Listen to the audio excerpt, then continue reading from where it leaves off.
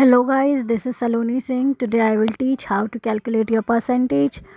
Exactly explain करूँगी कि सही तरीके से कैसे आपको अपनी परसेंटेज कैलकुलेट करनी है। ये basically example BEd second year के लिए है।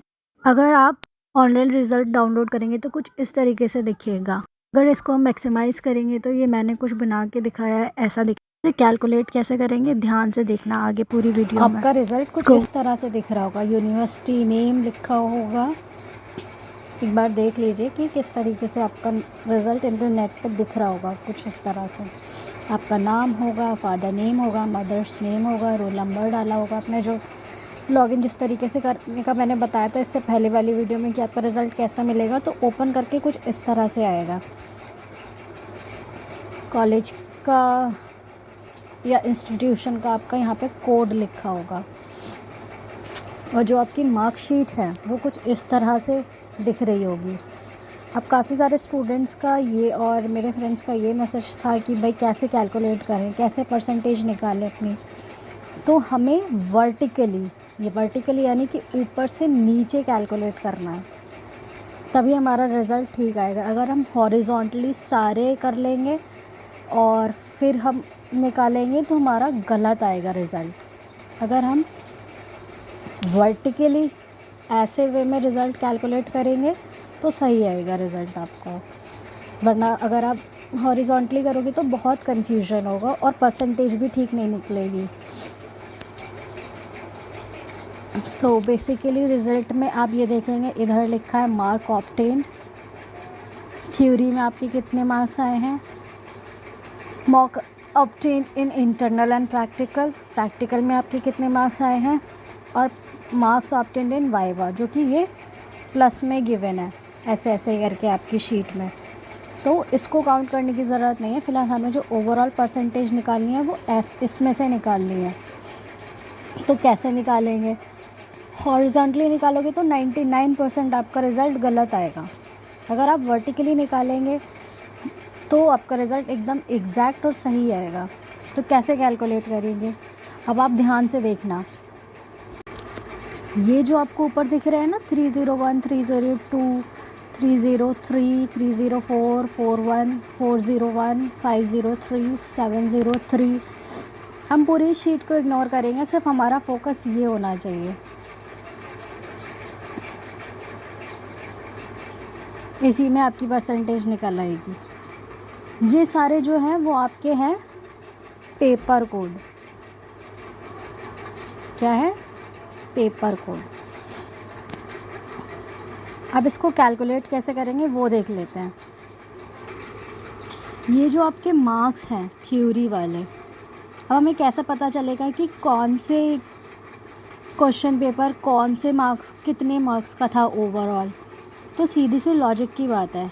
ये सब्जेक्ट नंबर 1, 2, 3, 4, 5, 6, इसमें आपको कोई रॉकेट साइंस नहीं लगाना, सीधा सा लॉजिक है। ये आपके 6 पेपर हैं, जो कि आपके 5 कंपलसरी थे और 1 ऑप्शनल था। ठीक है, अगर आपको कन्फ्यूजन हो रहा है तो अपना कोड, पेपर कोड डाल के देख सकते हो कौन से पेपर कोड में आपका यहाँ से सब्जेक्ट भी पता चल सकता है कि कौन सा सब्जेक्ट है और किस में कितने मार्क्स आए हैं। बाकी के बचे ये दो क्या हैं? ये दो आपके हैं प्रैक्टिकल्स। ठीक है, अब ये ओवरऑल कितने में से मार्क्स दिए हैं कैसे पता चलेगा? अगर हम वर्टिकली यानी कि ऊपर से नीचे की तरफ जोड़ेंगे तभी हमारी सही परसेंटेज निकल के आएगी, एकदम एग्जैक्ट। और अगर हम हॉरिजॉन्टली ट्राई करेंगे तो हमारा जो है रिज़ल्ट और जो परसेंटेज है वो गलत आएगी। आप चाहें तो अपना आप ट्राई करके भी देख सकते हो। सो बेसिकली इसमें कोई लॉजिक, कोई भी सिंपल सा साधारण सा तरीका है। ये आपके हो गए 6 पेपर, ये हो गए आपके प्रैक्टिकल। ठीक है, जो कि आपने पेपर दिए हैं। और ये जो मार्क्स हैं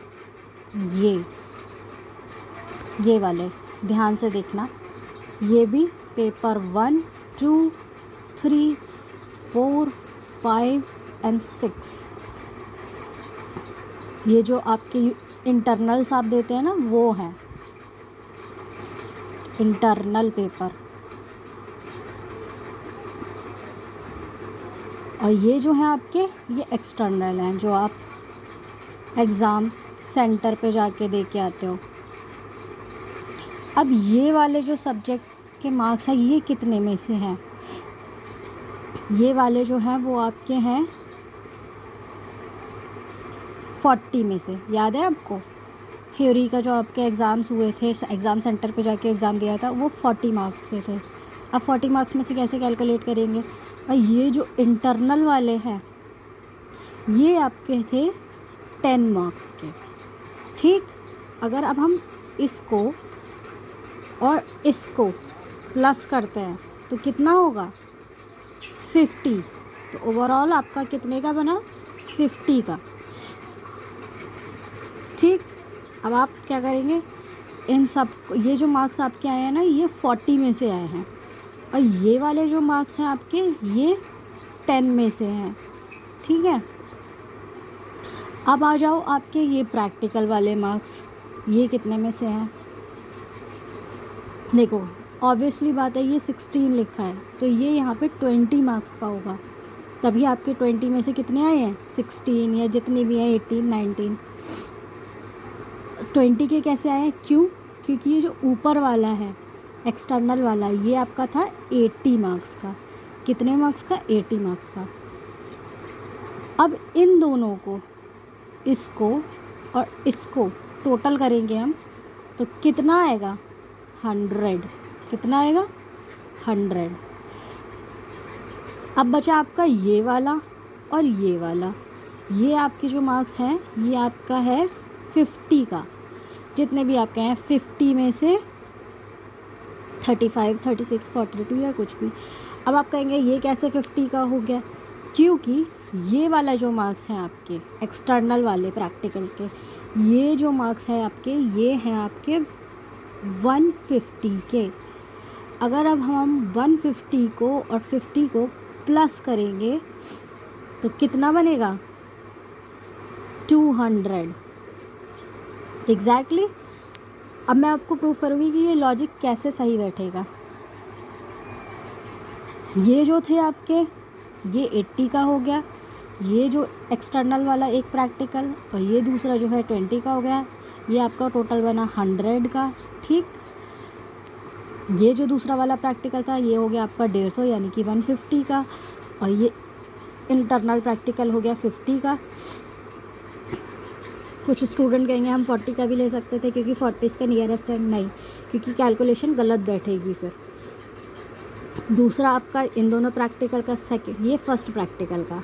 ठीक, ये सेकंड प्रैक्टिकल, 200 हो गया। ठीक है, अब आप इन 6 को जोड़ो ज़रा। मैं 40 का कैसे है मैं प्रूफ भी करती हूँ। आप क्वेश्चन पेपर अगर निकाल के देखोगे तो ये 40 का है। आप एक बार चेक करना अगर आपने ध्यान नहीं दिया हो। और इंटरनल ये आपके सब 10-10 के हैं, 10 मार्क्स में से आपको दिए गए हैं।